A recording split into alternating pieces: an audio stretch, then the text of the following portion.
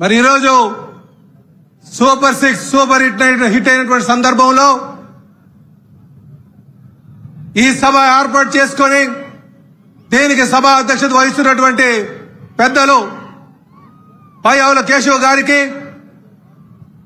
ఈ సభకు ముఖ్య అతిథిగా విచ్చేసినటువంటి తెలుగుదేశం పార్టీ జాతీయ అధ్యక్షులు ముఖ్యమంత్రి గారైనటువంటి శ్రీ నారా చంద్రబాబు నాయుడు గారికి, అలాగే మరో ముఖ్య అతిథులుగా విచ్చేసినటువంటి జనసేన నాయకులు, జనసేన అధ్యక్షులు,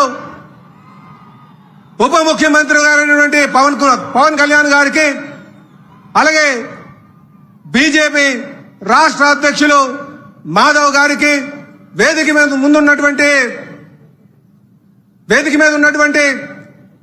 కేంద్ర మంత్రివర్యులకు, రాష్ట్ర మంత్రివర్యులకు, పార్లమెంట్ సభ్యులకు, శాసనసభ మండలి సభ్యులకు, శాసనసభ్యులకు, తెలుగుదేశం జనసేన బీజేపీ కుటుంబ సభ్యులందరికీ కూడా పేరు పేరున నమస్కారాలు తెలియజేసుకుంటూ, ప్రియమైన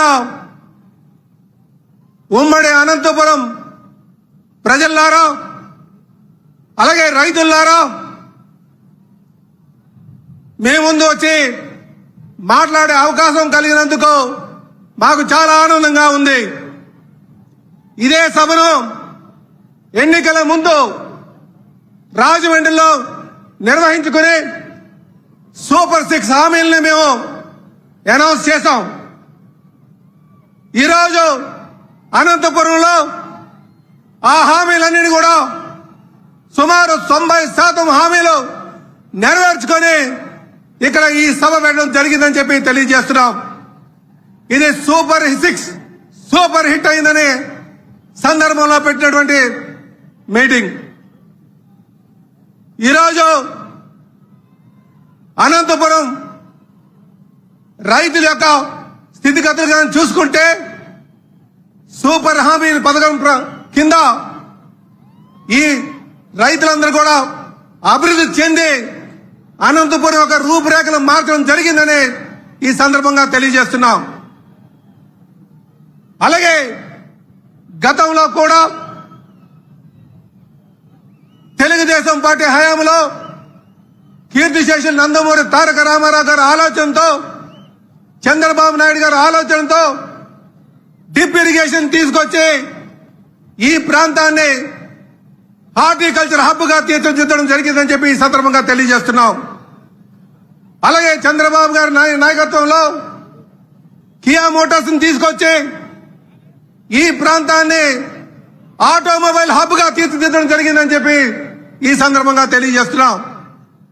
ఈరోజు ఈ కూటమి ప్రభుత్వంలో ఏరోస్పేస్ ఇండస్ట్రీ తీసుకొచ్చి భవిష్యత్తులో ఏరోస్పేస్ హబ్ గా తీర్చిదిద్దబోతున్నామని చెప్పి ఈ సందర్భంగా తెలియజేస్తున్నాం. అలాగే సోదరులారా, గత ప్రభుత్వం కేవలం సంక్షేమం అంటే చాలు అనుకుని వాళ్ళు గడిపారు. కానీ ఈ ప్రభుత్వం సంక్షేమంతో పాటు అభివృద్ధిని, సంపద సృష్టిని కూడా సమపాల్లో తీసుకెళ్లి వెళ్తున్నదన్న సంగతి మీరు గుర్తించాలి. అలాగే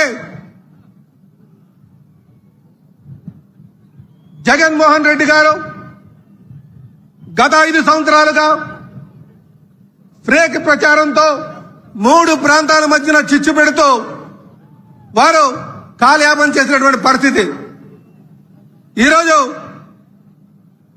అలాగే ఫ్రేక్ ప్రచారంతో పాటు 3 ప్రాంతాలని మధ్యన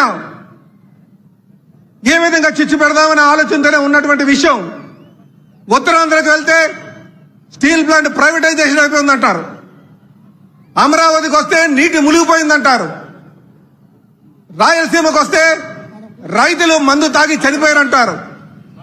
ఈ ఫ్రేక్ ప్రచారంతో సభకు రాకుండా కేవలం ప్రజల్ని మభ్య పెడదామని ఒక ఆలోచనతో ఉన్నారు. ఇది మనం గమనించాల్సినటువంటి విషయం అని చెప్పి ఈ సందర్భంగా తెలియజేస్తున్నాం. అయితే ఈ రోజు మా ముందున్నటువంటి లక్ష్యం